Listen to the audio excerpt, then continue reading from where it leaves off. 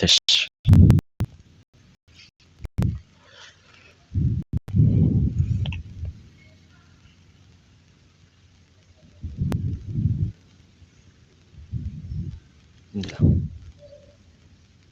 Jendela.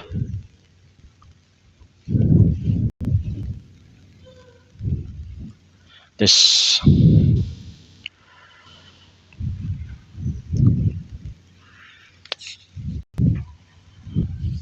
Tes. Bismillahirrahmanirrahim. Assalamualaikum warahmatullahi wabarakatuh. Alhamdulillahi rabbil alamin. Wassalatu wassalamu ala rasulihil amin, Nabina Muhammad wa ala alihi wa ashabihi wa man walah. Wala hawla wala quwata illa billahi, amma ba'd. Fa ikhwani fid din wa akhwati fillah, kaum muslimin dan muslimat rahimani wa rahimakumullah. Semoga Allah Subhanahu wa taala senantiasa mencurahkan rahmatnya kepada kita sekalian. Insyaallah taala pada malam hari ini kita akan melanjutkan kajian kitab Al-Arba'in An-Nawawiyah, kitab 40 hadis yang menjelaskan tentang pokok agama Islam, karya Al-Hafidh Al-Imam An-Nawawi rahimahullahu ta'ala. Sekarang kita masih pada hadis yang kedua, hadis Umar ibn al-Khattab radhiyallahu anhu, riwayat Imam Muslim, yaitu kisah malaikat Jibril alaihissalam bertanya kepada Nabi sallallahu alaihi wasallam tentang Islam, dan kita sudah jelaskan uraiannya. Sekarang malaikat Jibril alaihissalam mengatakan, qala fa akhbirni anil iman, kabarkanlah kepadaku tentang iman. Qala, maka Nabi SAW bersabda, antu'mina billah wa malaikatihi wa kutubihi wa rusulihi wal yaumil akhir wa tu'mina bil qadari khairihi wa syarrihi. Kamu beriman kepada Allah, malaikat-malaikatnya, kitab-kitabnya, rasul-rasulnya, dan hari akhir, dan kamu beriman kepada takdir yang baik maupun buruknya. Ini 6 rukun iman.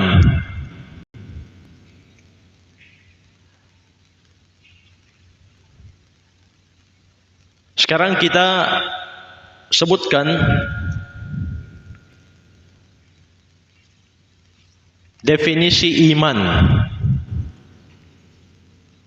Jadi iman secara bahasa adalah at-tasdiq al-jazim alladhi la ya'tarihi syakkun. Pembenaran secara pasti yang tidak diikuti oleh keraguan sedikit pun juga. Secara bahasa. Adapun secara istilah, iman maknanya adalah fahuwa qaulun bil lisan wa i'tiqadun bil qalbi wa amalun bil jawarih yazidu bit ta'ah wa yanqusu bil ma'siyah. Iman itu adalah ucapan dengan lisan, keyakinan dengan hati, dan amalan dengan anggota badan. Bertambah dengan ketaatan dan berkurang dengan maksiat. Jadi itu iman secara syariat. Di antara dalilnya adalah firman Allah Subhanahu wa taala di surat Al-Anfal mulai ayat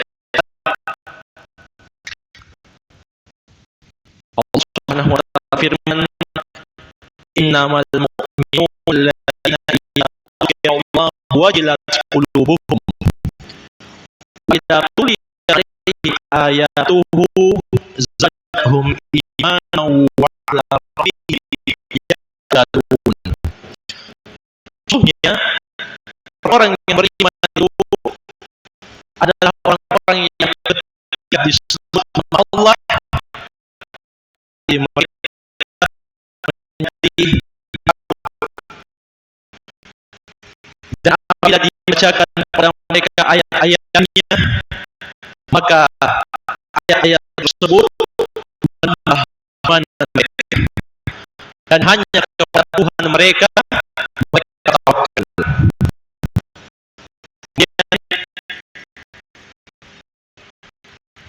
Allah Subhanahu wa taala berfirman di kelanjutan ayatnya, alladzina yuqimuna sholata wa mimma razaqnahum yunfiqun,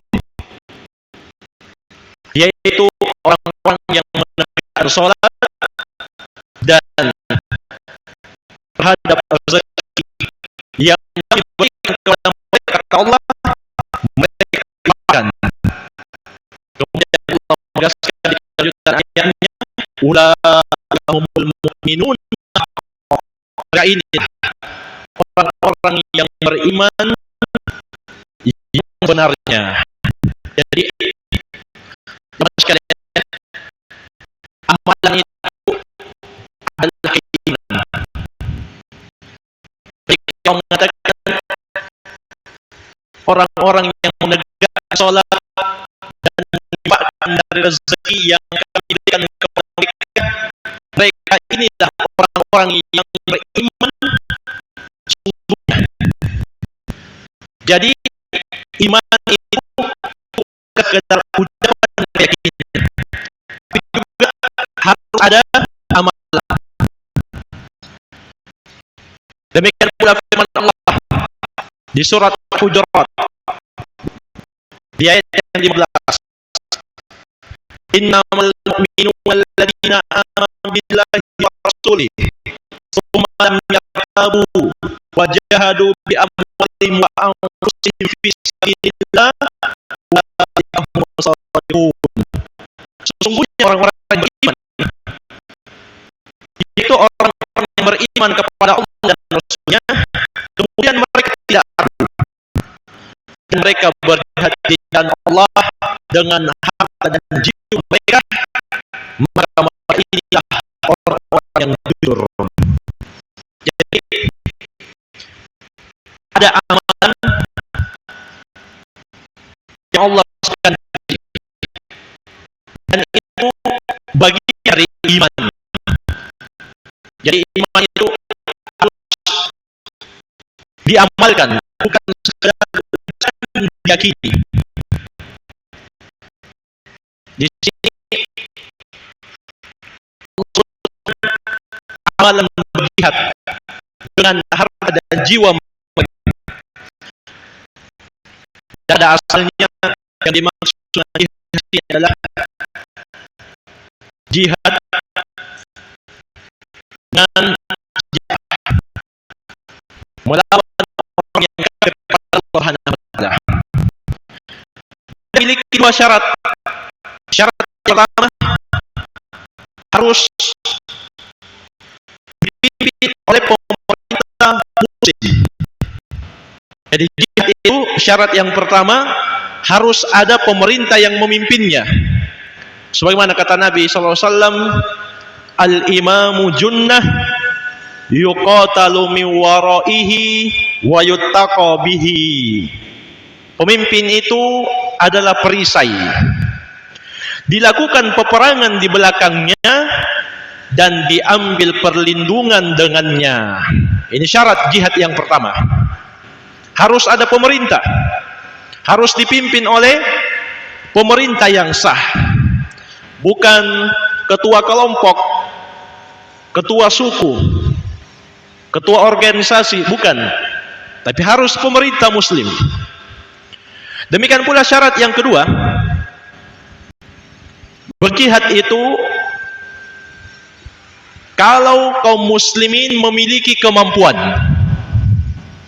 Kalau mereka tidak memiliki kemampuan, maka tidak memenuhi syarat. Karena itu Allah Subhanahu wa taala mengatakan di surat Al-Anfal, wa a'iddu lahum mastata'tum min quwwah. Maka persiapkanlah untuk menghadapi mereka, kata Allah, apa yang kalian mampu berupa kekuatan. Ini syarat yang kedua untuk melakukan jihad fisabilillah. Harus mampu.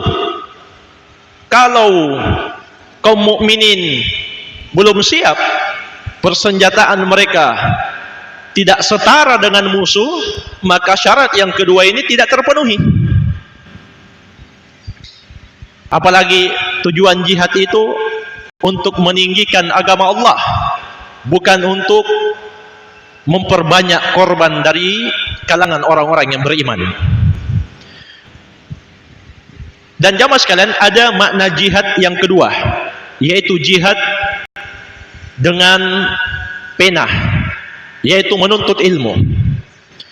Karena itu Nabi SAW mengatakan, man kharaja fi talabil ilmi fahuwa fi sabilillah hatta yarji. Barang siapa yang keluar untuk menuntut ilmu, insyaallah taala pada malam hari ini kita keluar menuju masjid untuk menuntut ilmu. Maka kata Nabi SAW, dia berada di jalan Allah sampai dia kembali. Demikian pula kata Nabi SAW, wa inna talibal ilmi yastaghfir lahu kullu syai'in hatta al-hitan fil bahr. Sesungguhnya setiap penuntut ilmu itu, seluruh makhluk memohonkan istighfar untuknya, sampai pun ikan yang ada di lautan beristighfar untuknya. Jadi ini juga dianggap jihad fisabilillah. Kenapa?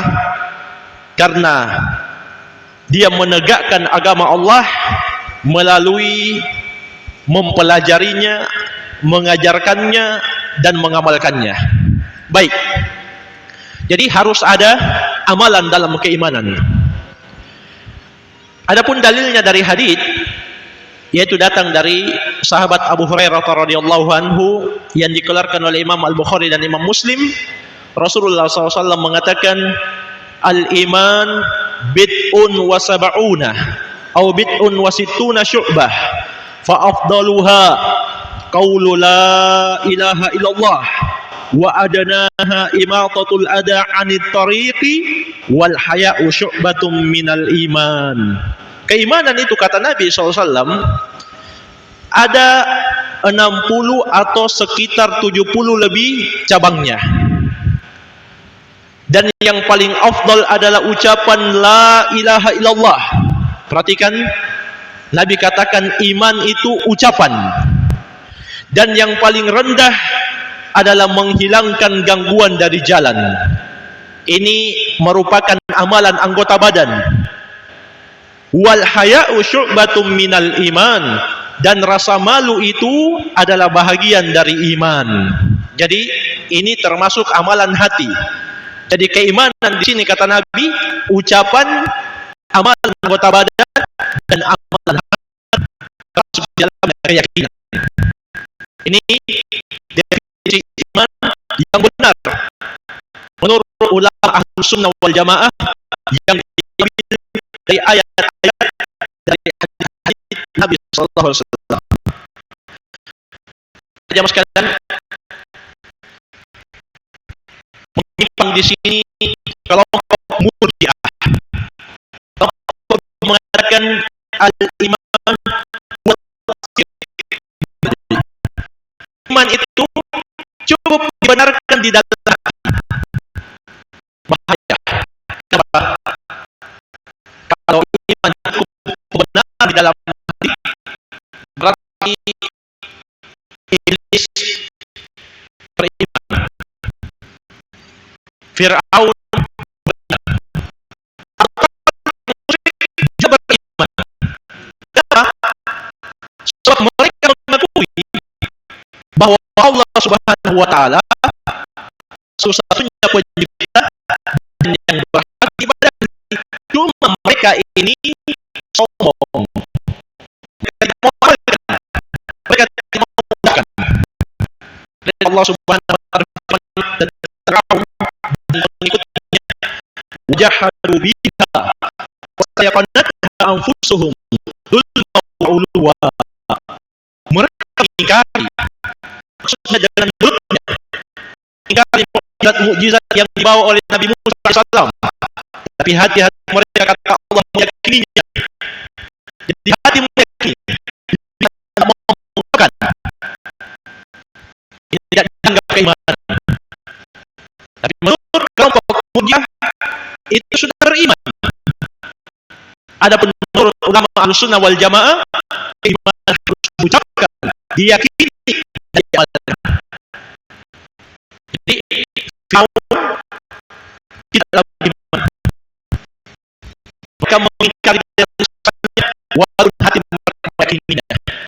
Tapi begitu Allah wa karena zaliman dan kesombongan mereka.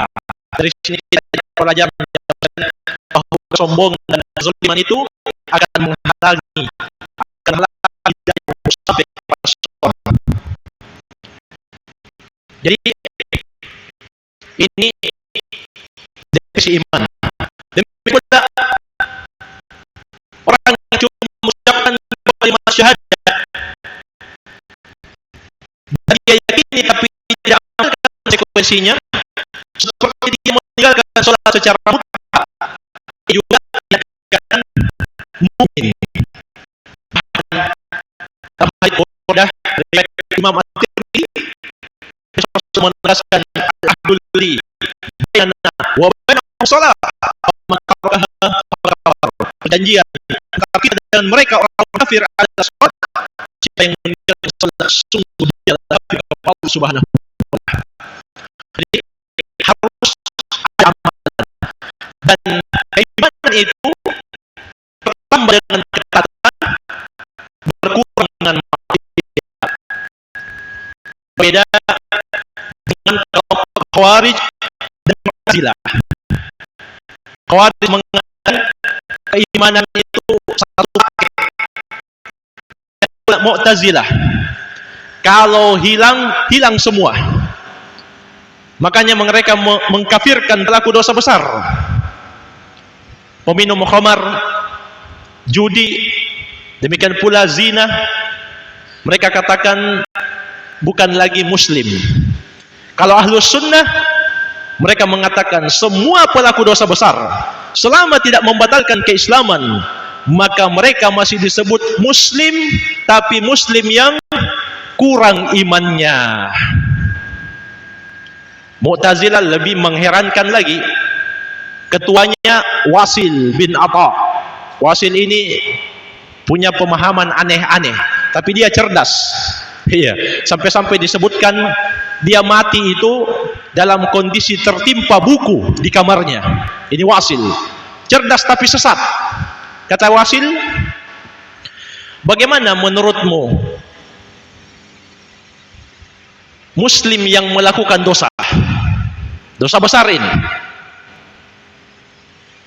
Maka dia pun bingung dan mengeluarkan pendapat pribadi. Katanya, muslim yang melakukan dosa besar dia itu bukan mukmin, bukan juga kafir. Terus di mana posisinya? Dia berada di satu posisi di antara dua posisi. Al-manzil bainal manzilatain. Al-manzilah bainal manzilatain. Bukan mukmin, bukan kafir. Tapi Mu'tazilah dan Khawarij mereka sepakat bahwa pelaku dosa besar itu kekal di dalam neraka. Adapun Ahlus Sunnah wal Jamaah mereka mengatakan pelaku dosa besar kalau dia mati tidak sempat tobat dari dosa besarnya dan tidak membatalkan keislamannya, maka mereka ini tahta masyiatillah, berada di bawah kehendak Allah Subhanahu wa taala. Jika Allah berkenan untuk memaafkan mereka, langsung mereka dimaafkan dan dimasukkan ke dalam surga. Namun jika Allah tidak berkenan untuk memaafkan mereka, maka mereka akan diazab sekadar dengan dosanya.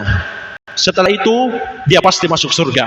Berdasarkan firman Allah di surat An-Nisa di ayat yang ke-48, innallaha la yaghfiru ayyushraka bihi wa yaghfiru ma duna dzalika liman yasha. Sesungguhnya Allah tidak akan mengampuni dosa mempersekutukannya, dan Allah akan mengampuni dosa yang di bawah tingkatan syirik bagi siapa yang Allah kehendaki. Baik. Kemudian jemaah sekalian, di sini yang pertama kata Nabi, rukun iman, dan ini pokoknya adalah beriman kepada Allah Subhanahu wa taala. Ini pokoknya keimanan. Dan beriman kepada Allah ini harus meyakini 3 tauhid. Yang pertama tauhid rububiyah, yang kedua tauhid uluhiyah, yang ketiga tauhid al-asma wa sifat.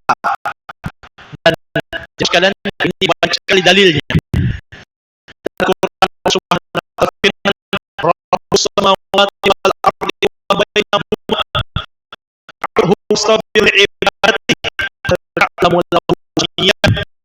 Allah dia Rabb langit dan semua yang berada di antara keduanya adalah maka berkatalah kepadanya dan sabarlah dalam ibadah kepadanya. Apakah kamu tahu ada yang sama dengan Allah? Di dalam ayat ini ada 3 jenis tauhid: rububiyah, uluhiyah, dan asma wa sifat. Demikian pula surah Al-Fatihah, alhamdulillah rabbil alamin, Allah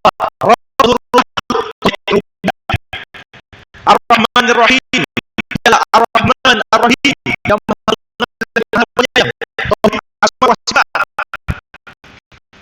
Ar-Rahman Ar-Rahim nama Allah, dan 2 nama ini mengandung sifat rahmat Allah Subhanahu wa taala. Malik Yaumiddin juga tauhid asma wa sifat, asma wa sifat, tapi dia datang dalam bentuk idhofah. Kemudian ia na'budu wa iyyaka nasta'in. Ini surat Al-Fatihah. Hanya kami beribadah dan hanya kepadamu mohon pertolongan. Ini tauhid uluhiyah. Jadi ya mas, termasuk kesalahpahaman kalau kita mengatakan mereka jahil yang mengatakan tauhid ini ada dalilnya. Dalil tauhid ini semua ayat dan hadis yang berbicara tentang tauhid tidak akan keluar dari tauhid ini. Karena para ulama mengambil kesimpulan bagi 3 dari istiqomah tatabbu'ul adillah, meneliti nas dan dalil-dalil di dalam Al-Quran secara menyeluruh, kemudian disimpulkan tauhid itu terbagi. Jadi ini bukan tauhidnya atau bukan tauhid tidak. Ada namanya istilah umum semua dalil. Sama jamaah sekalian. Kalau saya katakan hukum dalam syariat itu ada 5. Wajib, sunnah, haram, makruh, mubah. Ada ayat atau hadis yang mengatakan hukum di dalam Islam terbagi 5. Yang pertama adalah wajib, yang kedua yang haram, yang keempat makruh, yang kelima mubah. Tidak akan ada kita dapati. Terus bagaimana bagian ini? Sama dengan bagian tauhid dari Isra' nusus tetap adilah. Meneliti semua nas dan dalil yang berbicara tentang ibadah dan hukum, kemudian disebutkan hukum itu sama dengan tauhid. Maka kalau kita tidak mau sebut orang yang mengingkari pembagian tauhid ini bodoh, kita katakan saja dia salah paham. Dan makna tauhid rububiyah adalah ifradullahi ta'ala bi af'alihi, mengesahkan Allah di dalam perbuatan-perbuatannya, dalam mencipta, menghidupkan, mematikan, menguasai, itu hanya Allah Subhanahu wa taala. Adapun tauhid uluhiyah maknanya adalah ifradullahi ta'ala bil ibadah, mengesahkan Allah dalam beribadah. Semua ibadah termasuk solat kita dan juga kurban kita, sembelihan kita yang akan datang nanti, harus kita serahkan hanya kepada Allah yang satu saja. Sebagaimana juga firman Allah Subhanahu wa taala, "Fasholli lirabbika wanhar." Maka salatlah kamu hanya untuk Tuhanmu dan lakukanlah kurban hanya untuknya. Adapun makna tauhid asma wa sifat adalah menurut Ahlus Sunnah wal Jamaah annahum yasifuna Allah bima wasafa bihi nafsahu wa bima wasafahu bihi rasuluhu sallallahu alaihi wasallam min ghairi tahrifin wala ta'tilin wa min ghairi takyifin wala tamthilin. Mereka mensifatkan Allah dengan sifat-sifat yang Allah sifatkan untuk dirinya. Demikian pula sifat-sifat yang disifatkan oleh Rasulnya.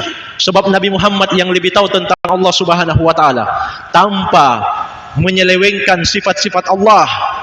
Demikian pula menolak, demikian pula membagaimanakan dan juga mempersamakan sifat Allah dengan sifat makhluk. Ini semua ditinggalkan oleh Ahlus Sunnah wal Jamaah, tanpa tahrif, tanpa ta'til, tanpa takyif, tanpa tamthil. Karena itu jamaah sekalian, Allah ingatkan di surat Al-A'raf, walillahil asma'ul husna, hanya milik Allah nama-nama yang maha indah dan sifat-sifat yang maha mulia. Semua nama Allah, Ar-Rahman, Ar-Rahim, Al-Alim, Al-Ali, Al-Kabir, Al-A'la, Al-Muta'al, semua nama ini mengandung sifat untuk Allah Subhanahu wa ta'ala. Kata Allah, hanya milik Allah al-asma'ul husna fad'uhu biha, berdoalah kalian, beribadahlah kalian dengan nama-nama tersebut. Kemudian Allah ingatkan, wadarul ladzina yulhiduna fi asma'ihi sayujzauna ma kanu ya'malun. Tinggalkan orang-orang yang menyimpang dalam tauhid nama-nama dan sifat. Ada beberapa kelompok yang menyimpang. Disebutkan oleh Syekh Shalih Al-Fauzan, yang menyimpang dalam tauhid asma wa sifat yang paling parah adalah Jahmiyah, kemudian diikuti Mu'tazilah, kemudian diikuti Asy'ariyah. Ini semua menyimpang dalam sifat-sifat Allah Subhanahu wa taala. Ada yang menolak, ada yang mentakwil, ada yang menetapkan sebagian saja. Iya. Kata Allah, semua mereka akan dibalas sesuai dengan perbuatan mereka. Iya. Baik, kemudian mungkin saja kita ambil kita dengan pembahasan iman kepada Allah Subhanahu wa taala.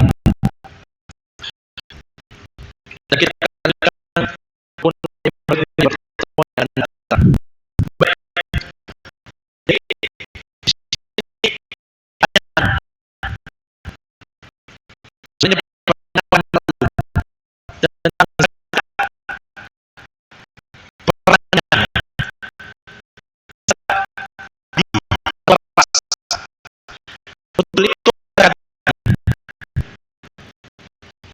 Subhanahu wa ta'ala berfirman di surat Al-A'raf atau di surat Al-An'am ayat yang 101,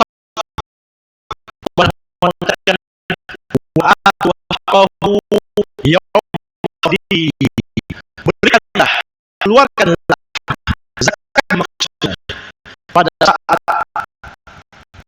kemudian panen. Jadi tidak harus menunggu 1 tahun. Sebenarnya yang kita jelaskan di pertemuan yang lalu tentang zakat dan zakat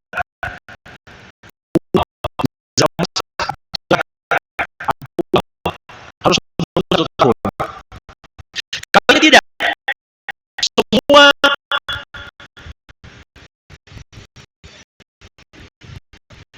pertanian atau hasil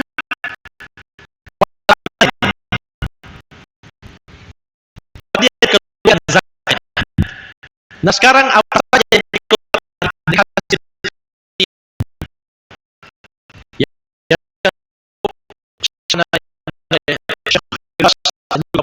yang lain, pertanian yang bisa ditakar, kemudian disimpan, jadi bisa dimakan sekarang, dikonsumsi sekarang, bisa juga dimakan tadi, beras masuk di situ, bisa ditakar, bisa disimpan.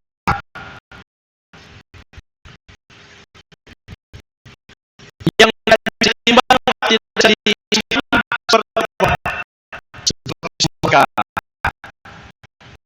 seperti pepaya, hasil yang lain.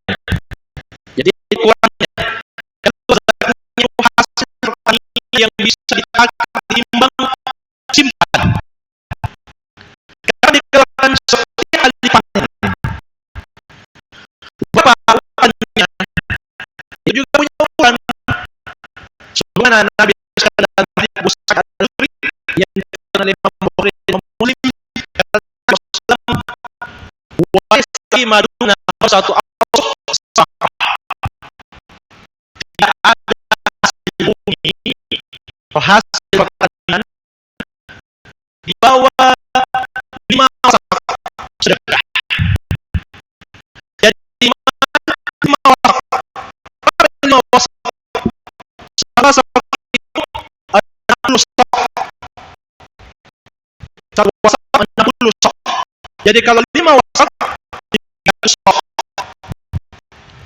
Sekarang kita berapa 300 sok? Sebagian ulama mengatakan 1 sok itu 4 kilo. Jadi 300 dikali 2 kilo. Berapa?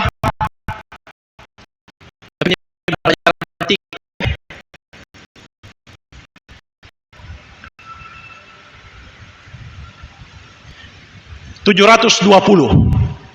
Jadi siapa yang punya padi, beras, saat dia panen 720 kilo, maka wajib keluar zakatnya. Wajib keluar zakatnya 720 kilo. Jadi kalau di bawah itu, kata Nabi, walaysa fi maduna khamsatu awsiq, khamsatu awsuq sedekah. Tidak ada di bawah itu sedekah. Minimalnya 720 kilo. Jadi kalau ada yang panen 1 ton, wajib keluar zakatnya. Sekarang berapa yang keluar? Nabi sebutkan dalam hadits riwayat Al-Bukhari dan Muslim dari Ibnu Umar. Kata Nabi SAW, kalau diairi oleh air hujan atau sungai atau gratis, maka keluar al-usyru 1/10 atau 10%. Jadi kalau ada sawah yang pengairannya itu gratis melalui air hujan atau air sungai, maka keluar 10% al-usyur. Tapi kalau pengairannya itu pakai biaya, maka kata Nabi SAW keluar berapa? Nisful usyur, 5%. Kalau pengairannya pakai biaya, keluar 5%. Nah, bagaimana cara hitungnya? 720 dikurang 10%.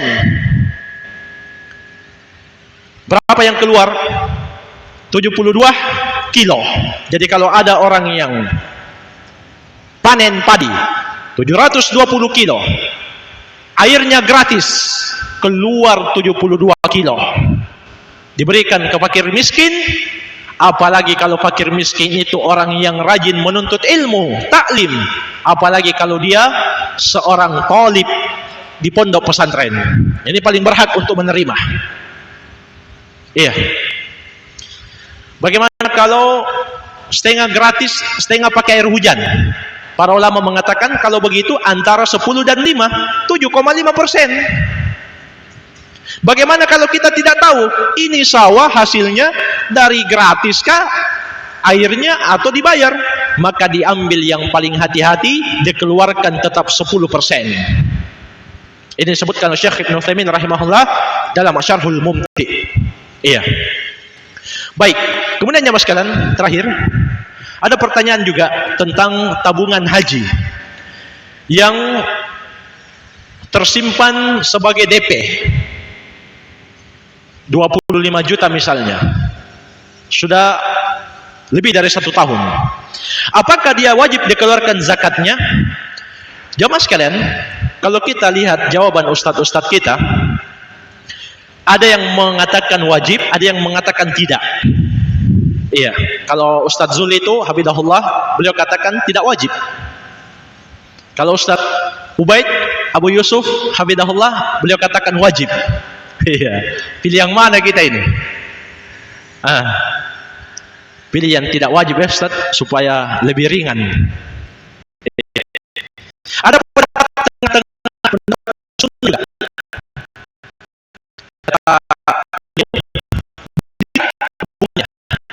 Ini tabungan haji bisa diambil tidak? Kalau bisa diambil berarti yang milik kita, wajib zakatnya. Tapi kalau dia tidak bisa diambil berarti zakat bukan lagi milik kita. Jadi dia, maka Ustaz Zul bilang tidak wajib karena itu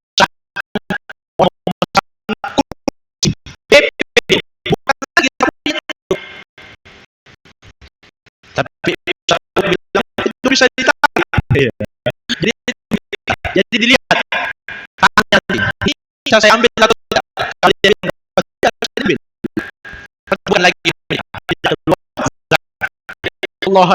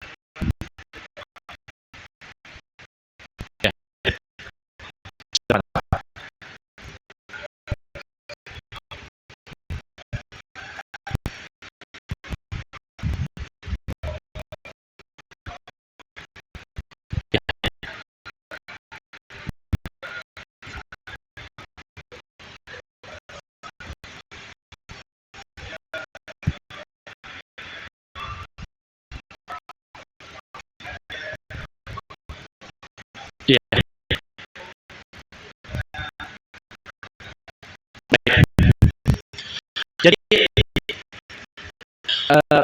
kita sudah sebutkan di surat Al-An'am ayat 191 mengatakan aku yang maha sahih, keluarkan zakatnya setiap kali dipanen. Zakatnya kalau tidak dipanen atau saja mati wajib zakat. Iya. Kalau dia beras arus itu pas bukan ketika dicampur jadi beras 720 kilo, 5 aus arti 300 atau 300 kilo. Kalau batu 30 kilo, maka tidak wajib zakat. Iya. Kalau pengairannya gratis, keluar 10%, kalau pengairannya bayar, keluar 5%. Dan 10% dan 5% ini tidak ada hubungannya dengan biaya traktor, pabrik, ya. Itu 10% dan boleh dikeluarkan dalam bentuk uang, tergantung yang mana lebih murah. Bahkan zakat uang boleh dikeluarkan dalam bentuk barang. Kalau dia itu lebih masalah. Saya kasih contoh, orang miskin dia kurang normal atau kembali, kalau dikasih uang dia akan buat ini. Maka kalau kita lihat lebih kita berikan makan atau pakaian, maka itu yang kita keluarkan senilai wajib zakat pada uang tadi. Yang lebih bermanfaat adalah misalnya ini sudah mendapat beras dari orang lain, kemudian kita melihat uang lebih bagus untuk saudara kita yang butuh, yang miskin, yang fakir ini untuk membeli lauk, maka kita pun uangkan berasnya tadi, maka itu juga boleh. Iya, wallahu alam. Ada yang lain, saya persilahkan. Fadal.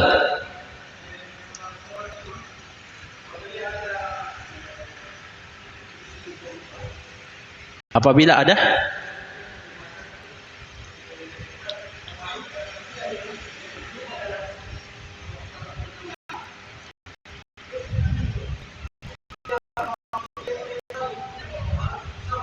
iya.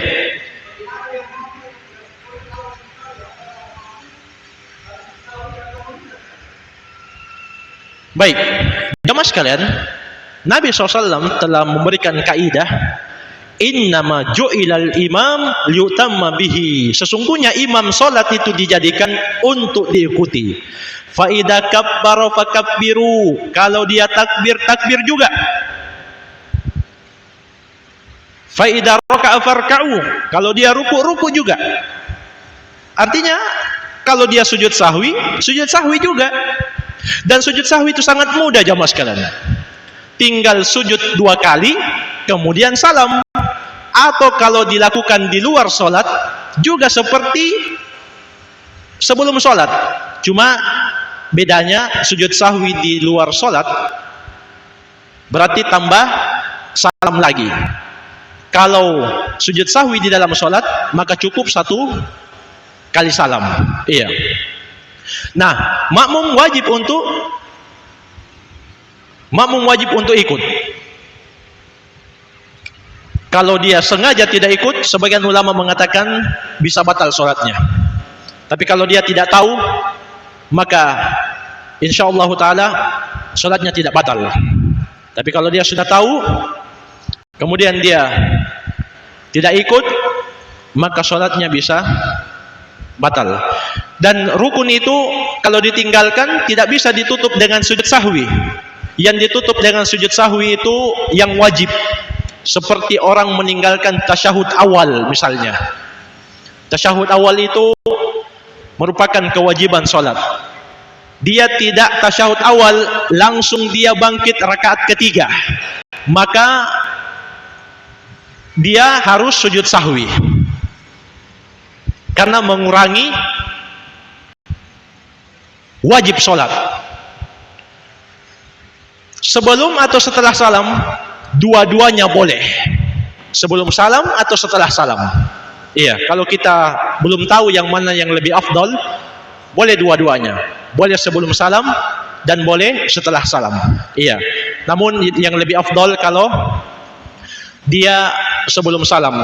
Kenapa? Karena dia mengurangi wajib. Adapun kalau dia kurangi rukun yang dia kurangi, maka dia harus ulangi rakaat 1 rakaat. Misalnya dia sengaja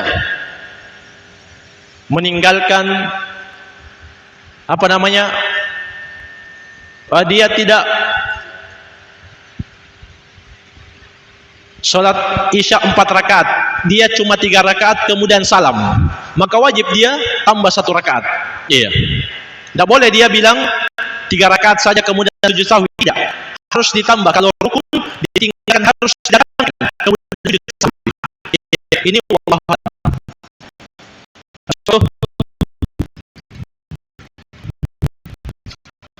Kalau saya bisa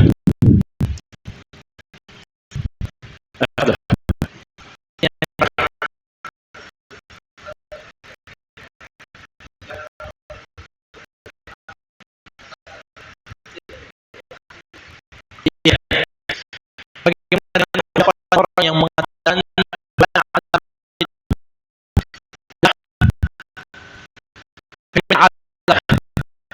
berdasarkan penelitian para ahli? Maksudnya Islam itu tidak sebab Islam mereka ya gempa banjir secara ekonomi, secara syariah itu barangkali ada orang-orang yang bertanggung jawab itu menjundul dari menyebabkan atau Allah itu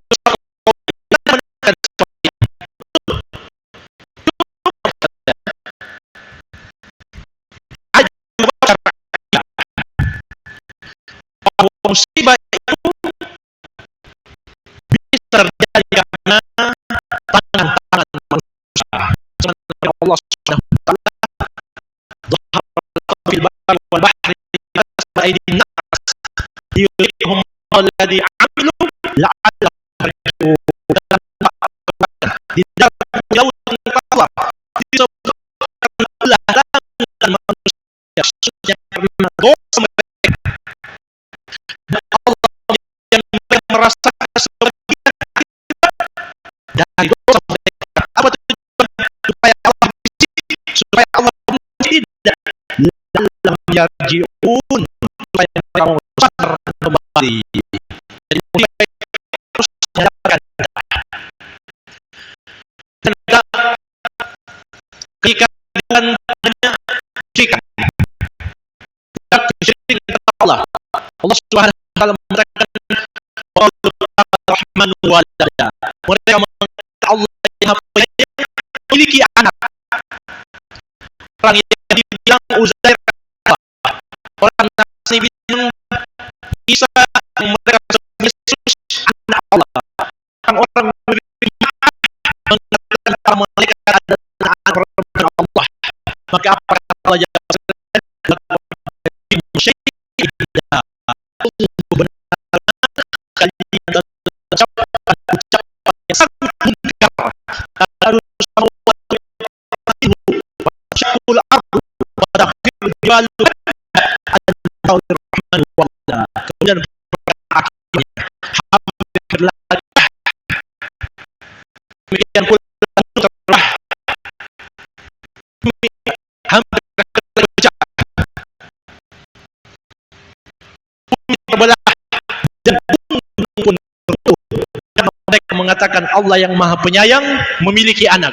Perhatikan jemaah sekalian, makhluk-makhluk besar, langit, bumi, gunung, semuanya hampir hancur karena mereka mengatakan Allah yang Maha Penyayang memiliki anak. Kenapa mereka tidak hancur?